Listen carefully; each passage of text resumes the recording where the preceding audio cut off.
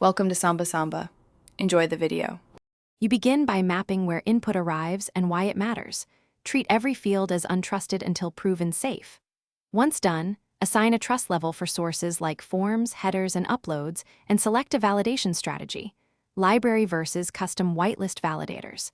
Make sure to prefer allow lists over deny lists because allow lists explicitly state acceptable values, reducing surprises.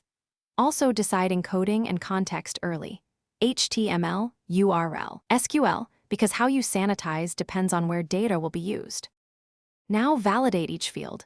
Check types, lengths, rejects patterns, and enforce enums for fixed choices. Once validated, normalize data, trim whitespace, apply Unicode NFC, and canonicalize paths to prevent bypasses. Next, encode for the exact output context.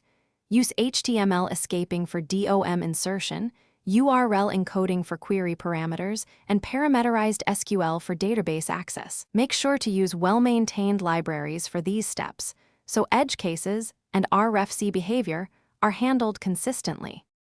Finish by adding layered protections. CSRF tokens, content security policy, and always enforce checks server-side even if client validates. Then test thoroughly, unit tests, fuzzing, and boundary cases to catch encoding and injection gaps. Log incidents without storing raw unsafe inputs and return generic user errors while preserving diagnostics internally. If things go wrong, quickly disable the feature or roll back, then reproduce with tests. Troubleshooting tip.